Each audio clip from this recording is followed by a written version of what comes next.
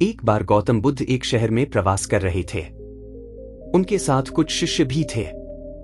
एक दिन उनके शिष्य शहर में घूमने के लिए निकले। वे शहर में घूम ही रहे थे कि तभी शहर के कुछ लोगों ने उन्हें अपशब्द कहे। उनके बुरे शब्दों को सुनकर शिष्यों को बहुत बुरा लगा और वे वापस लौट गए। बुद्ध ने देखा कि शहर से लौटकर आए उनके सभी शिष्य बहुत क्रोध में दिखाई दे रहे हैं।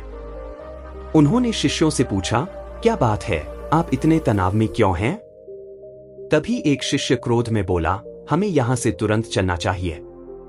जब हम बाहर शहर में घूमने गए थे तो यहाँ के लोगों ने बिना वजह हमें बहुत बुरा भला कहा। जिस जगह हमारा सम्मान नहीं हो वहां हमें नहीं रहना चाहिए।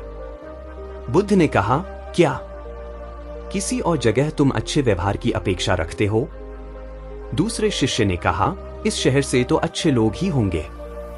तब गौतम बुद्ध बोले, किसी जगह को सिर्फ इसलिए छोड़ देना ठीक नहीं कि वहां के लोग बुरा व्यवहार करते हैं। हमें तो कुछ ऐसा करना चाहिए कि जिस स्थान पर भी जाएं, उस स्थान को तब तक नहीं छोड़े जब तक अपनी अच्छाइयों से वहां के लोगों को सुधार न दे। हम जिस भी स्थान पर जाएं, वहां के लोगों का कुछ न कुछ भला करके ही वापस लौटें। बुद्ध ने कहा, जिस प्रकार युद्ध में बढ़ता हुआ हाथी चारों तरफ के तीर सहते हुए भी आगे बढ़ता जाता है, ठीक उसी तरह उत्तम व्यक्ति भी दूसरों के अपशब्दों को सहते हुए अच्छे कार्य करता रहता है। खुद को वश में करने वाले प्राणी से उत्तम कोई और नहीं हो सकता। बुद्ध की बात शिष्यों को अच्छी तरह से समझ में आ गई और उन्होंने वहां से जाने का इरादा त्याग दिया।